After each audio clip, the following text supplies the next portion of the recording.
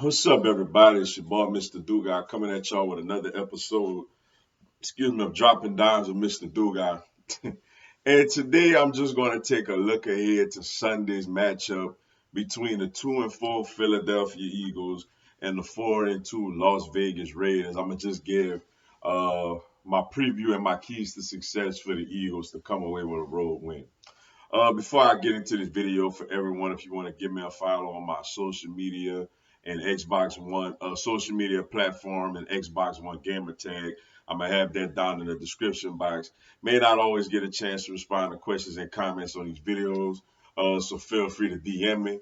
And whenever I get a chance to, I'll get back at you. Come holler at your boy, yo. Y'all gonna hear a beeping noise throughout this video. I do apologize for that, y'all. Please just try to disregard it. First off, looking at the opponent, the Las Vegas Raiders, obviously they've dealt with a whole lot recently.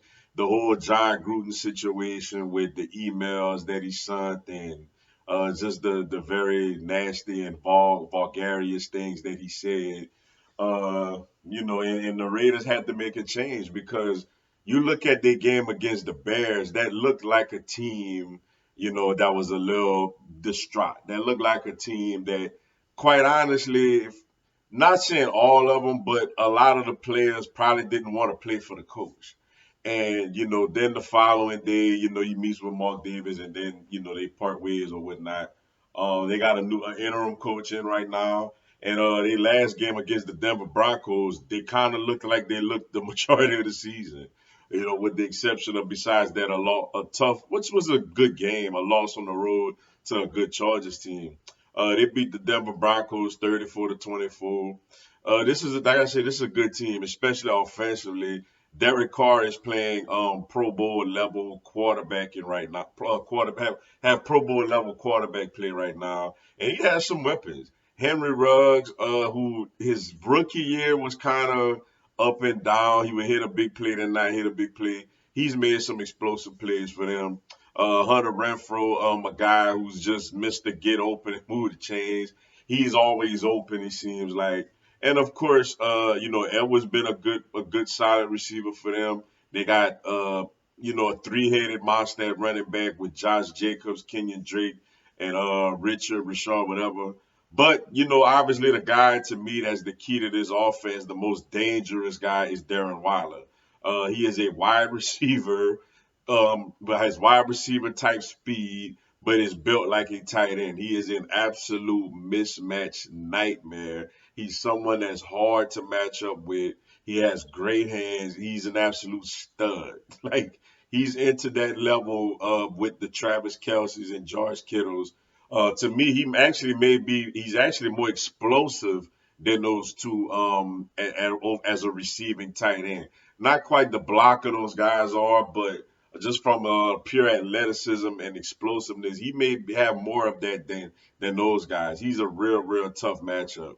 Then defensively, they're not the greatest defense, but they do sack the quarterback with guys like Yannick. I'm gonna just say Yannick. I can't say his last name. And Crosby and Nassib and guys like that. They get after the quarterback. They get a lot of sacks. Perriman is a solid linebacker, makes some plays. And in the secondary, they got a nice safety in Abrams. They're getting better. They're not quite where I know they want to be defensively. They may still need a few personnel pieces on that side of the ball, but one thing, like I said, about they intercepted some passes last week, but they really could rush the quarterback when it's time to rush the quarterback. So overall, man, this is a good team. This is a really good Raiders team. Then you look at the Philadelphia Eagles, man. Obviously, we got a lot of issues going on right now. Coming off of a 28-22 loss to the defending champion Tampa Bay Buccaneers, but quite honestly, that game was not as close as the score indicates. Tampa Bay really kind of controlled the game throughout. Offensively, the Eagles are just really struggling right now, with the exception of the Atlanta game and the Kansas City game, which Kansas City has a porous defense, and Atlanta is a combination of a not so good defense and them not really knowing what Nick Sirianni wants to do from a philosophy standpoint. Those were the only two games where the offense looked good. The rest of the games, they have not looked good, including the win at Carolina. They got some good breaks in that game, got short fields and stuff like that, and was able to take advantage of it. But the offense not doing really well. Now, what's a positive this week is right tackle Lane Johnson will return, though the offensive line actually has not played bad in his absence. Obviously, you want him back so you could move Mulata back in his natural position at left tackle. But the O line actually been a bright spot over the last few weeks. Jalen Hurts, it's up and down. It's times where he make plays and he looks really good, and then there's times where he's very inaccurate with the football and making one read and trying to run. And as far as a running game, like what's sad is we don't have one at all, which is inexcusable. Which it all falls down on Nick Sirianni because to me, Miles Sanders is a very good running back.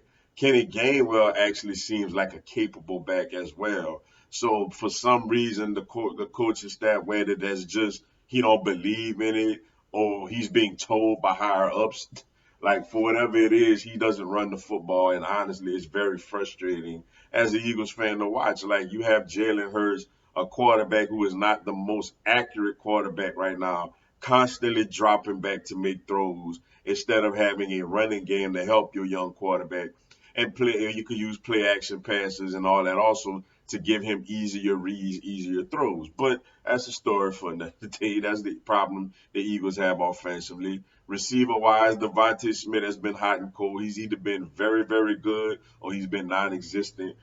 Quez Watkins is somebody every time they give him opportunities, he shines, makes the most of them, but he doesn't fully get a bunch of opportunities.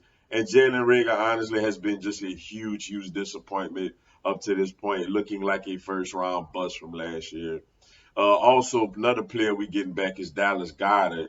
And also with Zach Ertz being traded away to Arizona, it really would be good to get Goddard back out there. I want to see how he does more in the lead tight end role. I know he was technically the lead tight end with Ertz here, but knowing that Ertz is gone, like how will he step up, knowing that he should get more opportunities at the tight end position?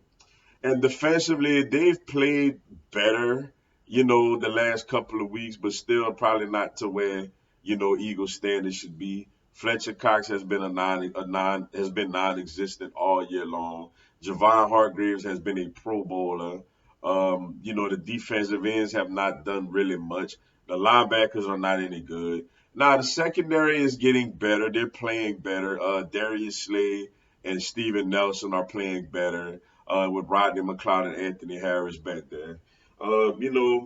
They're doing okay, and the special teams for the most part has been good. So now looking at keys to a win for the Eagles. Eagles defense against the Raiders offense. Um, the Eagles gonna have to find ways to take the ball away.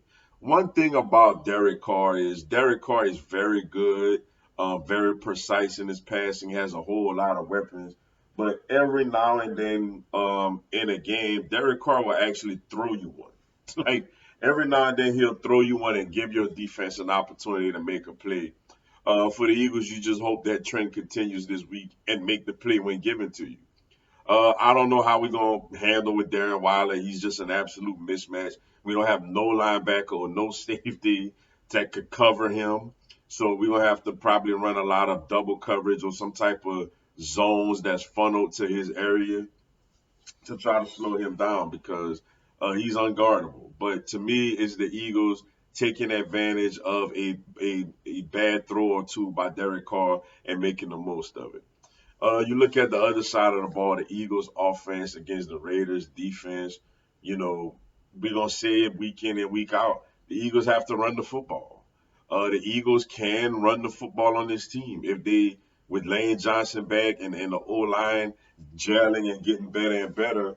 The Eagles should be able to run the football if they actually give an effort to run the football. Passing, I think they could take some chances on the Raiders corners, but at the same time, Jalen Hurts is not the most accurate quarterback. So for me, it's try to finally establish a run game. Like show that you're a worthy coach and adjust to what's going on out there and trying to run the football. That's the Eagles have to run the football offensively if they want to have some success in this matchup. And defensively, the Eagles, if Carr throws them 1 or 2, they got to take it. Kind of like they did against Carolina when Sam Darnold threw a couple up for grabs. They made the most of it and brought it in. Eagles got to do the same thing. This is going to be a tough game on the road against a good team, but the Eagles come out and play really well. The Eagles obviously have a shot to win this game. But with that being said, that's all I got for y'all today. Appreciate y'all checking out the video. Hit the like button for your boy. Give me a subscribe. I have Philadelphia Eagles, NFL, and content from my other 3 teams throughout the year. Y'all have a blessed one. Fly, Eagles, fly.